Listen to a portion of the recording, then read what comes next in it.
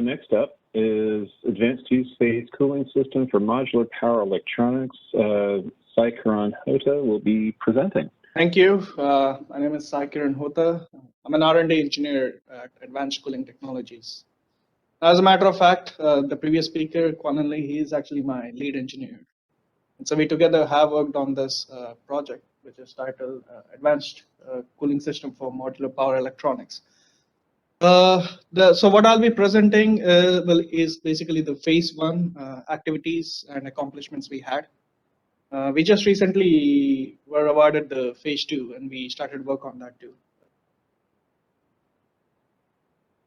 Going forward, I guess this is something we already know. We are trying to push towards standardizing the power electronic architectures, and that actually allows for interoperability and reusability across various electronic platforms. So here you just have some of these electronics modules, which in different combinations make up different electronic units. And all of these are basically per MESSPS standards, which is what we used for our mechanical specifications with the work we did.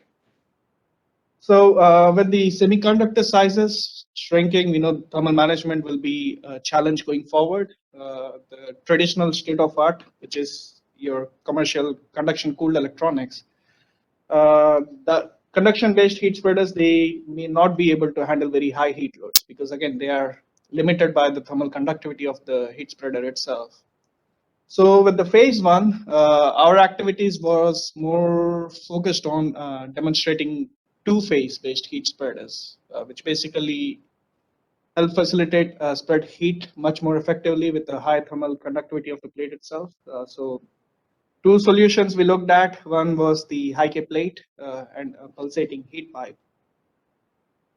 So just a schematic of the system that we actually tested here. So we basically replaced the heat spreader facing the electronics. Electronics in our case basically is a simulated film heater though. But we basically replaced the heat spreader, the conduction plate, with the high K plate, which is ACT's product, and a pulsating heat pipe, which we are just venturing into recently. Another one of the changes in the system we made was basically we replaced the traditional wedge lock card retainer with the ice lock, which is another one of ACT's products. And ice lock technically has about 33% or so lower thermal resistance than what we see from a traditional wedge lock.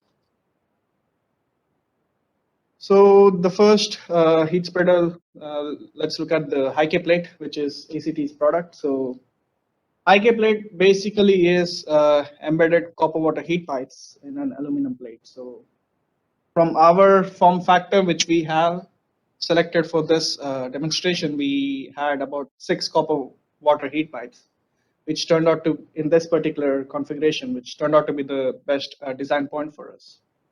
And so we have the step plane where we have the card retainer interfacing with the heat spreader and the chassis rails. So the design analysis, looking at the heat transfer limits from our in-house models, we actually anticipate about 150 watts or higher heat transfer capability around the maximum operating temperature of 40 to 44 C. And some preliminary FEA to see what the performance looks like. So at 40 watts of heat, so if we have 20 watts of heat going both ways towards the condenser on the edges, we might be estimating a delta T of maybe 8C, which is again divided here, 1C just from the center to the edge of the same plane. And that's where the heat pipe condenser ends. And then across the step plane, we basically anticipate a much higher delta T again. And that is because in the step plane, the heat transfer is limited by the base plate conduction itself. The other option we had was the pulsating heat pipe. I know we had quite a few presentations on the PHPs. So the operating principle is already established at this point. We know the working fluid pulsates in the main capillary channels because of bubble expansion at the evaporator, because of heat addition, and bubble shrinkage or maybe collapse in the condenser because of heat rejection, continuous heat rejection. So let's just look at this particular video here. trying to see if I can play this. Right, so this is just a very short characterization test we had. So this plate, we had two decoupled PHP channels in it. As you can see, two fill tubes there. So on one side, we basically charged it with acetone to serve as a PHP. The other one was empty. So this basically gives us a single plate point of comparison between the PHP side and just a conduction. So on the PHP, we basically see a really good amount of pulsation. So this serves for a good visual understanding of how a PHP operates.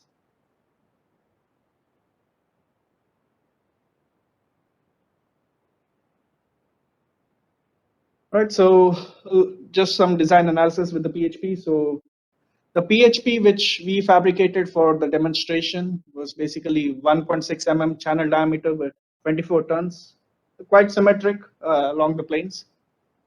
It was 3D printed and we used propylene as the working fluid. So the unique feature, as you can see, is a good shape matching where we can actually incorporate some of these capillary channels, the PHP working channels in the stepped plane.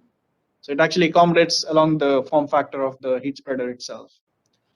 So some heat transfer limit analysis from a paper by Dr. Drolin and Smoot. So looking at the operating limits with 40 or 44C as the highest operating temperature point, we anticipate the PHP can handle up to 80 watts of heat. And some preliminary FEA, we see quite the similar delta T from the center all the way to the stepped plane edge. But the unique feature is the delta T is lower along the stepped plane as opposed to the heat pipe. And again, that's possibly because we have these two-phase channels, so we are increasing the thermal conductance along that plane. So the performance testing, we actually did the test on the heat spreaders with the whole mock system with a mock chassis and a back plate. The back plate for us was a 1/8 inch aluminum plate itself, flat. And on the heat spreader side, we basically had a 2-inch by 2-inch film heater to simulate the heat generation from the electronics at the center. And this is the ice lock which we used. This wasn't particularly selected based on sizes, but this was what was readily available and it fit the requirements for us in the testing. So the first test, of course, is to establish the baseline. So for the baseline, we had state-of-the-art commercial typical aluminum plate heat spreader. And the design cutoff, the testing cutoff was the maximum temperature of the center of the heat spreader, which is basically the source, must not be more than 44C. So with this case, we had heat sink. Basically, for heat sink, I'll just that will be the coolant average temperature that flows that is taking away the heat at the cold plate side. So the coolant temperature was 22C in all of our tests here, which were done here. So, and with this particular heat spreader, we noticed that the aluminum plate can handle up to 21 watts of heat, with the center reaching close to 44C. And the overall systematic thermal resistance was a little over 2 C per watt, 2.07 to 2.1 C per watt here in our case. And so the objective is the two-phase heat spreaders must have a much lower thermal resistance. So looking at the high K plate heat spreader with this systematic testing we did, we noticed we could do up to 42.5 watts of heat when the center temperature reaches 43.5 or 44C almost. And the overall systematic thermal resistance was from source to sink was less than half than that of the baseline. We actually had 0.02 C per watt in this case. And the overall improvement in terms of heat handling capability is 98% improvement over the baseline with the high K plate. In the PHP heat spreader case, quite similar results we saw. About 43.5 watts heat transfer capability when the center reaches 44C. Source to sink thermal resistance was also quite similar to the high K plate itself at 1.01 C per watt. 100% improvement over baseline case coming to the heat handling capability there. So this is just looking at the instantaneous temperature profile at different points, the system itself. So this is at 21 watts. 21 watts is the maximum case with the aluminum plate, where the center temperature is 43 degrees C. And we had coolant at 21.6 and close to 22 C. So with both PHP and the high K plate heat spreaders in this particular same amount of heat transfer, the center temperature drops by a little over 10 degrees C from what we see here. But the unique feature we see is the high K plate from center to the edge, the temperature drop is much lower than the PHP, but from the edge to the rail through this ice lock, the temperature drop with the PHP is actually lower than the high K plate. Again, this goes back to the FEA preliminary analysis which I showed. In the high K plate, from the edge to the rail where we have the stepped plane, the heat transfer is by material conduction itself. But in the case of PHP, we basically have the two-phase channels which increase the thermal conductance or reduce the delta T in that particular zone. Another parameter of interest is to see how the orientation affects the performance of the heat spreaders.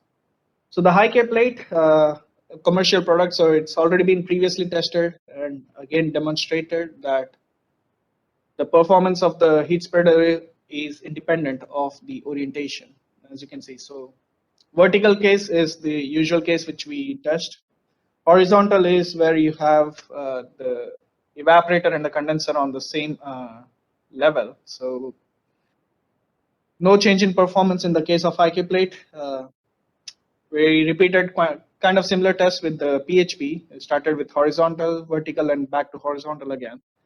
And we see the delta T from the center, which is right above the film heater, to the edge, closer to the step plane. The delta T is quite similar. It's more or less unaffected from.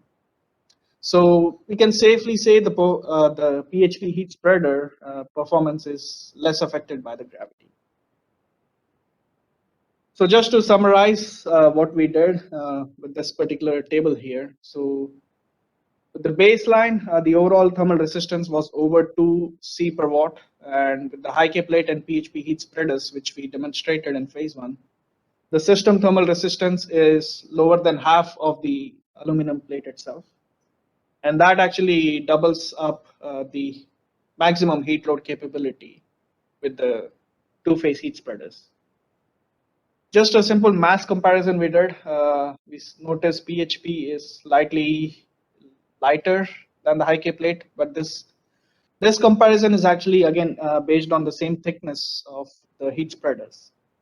But what we anticipate is we can actually further reduce the high K plate mass because there is some excess material which can still be chipped off, and that will eventually bring down the weight, the mass of the high K plate, and at some point we'll actually see the mass is quite comparable to one another. So like I said, we were just recently awarded the phase 2. So going forward, we actually have started working on improving the PHP heat spreader designs, optimizing the performance. We just recently developed the prediction tools to see what the performance would be, and also improve the manufacturing practices, which elevates the TRL and the MRL for the PHP heat spreader. Another aspect of this phase 2 work requirements is to demonstrate the two-phase electronic unit chassis, which we plan on delving into quite around next year, around this time. And finally, the objective would be to test the whole assembly and see the performance to be superior than just having conduction form of heat transfer throughout the heat spreader and the chassis. And so that brings me to the end of this presentation. This was, again, what was shown here as part of the phase 1 SBIR. Acknowledging the technical monitor, Jeff Dadian, and also the AMPS team, who also have guided us at different points in the program. ACT's team, the technicians who were involved, Justin, Eugene, Jonathan, and also ACT's sales and marketing team. So with that, I'll end this presentation. Thank you for your time, and I'll take any questions if there are.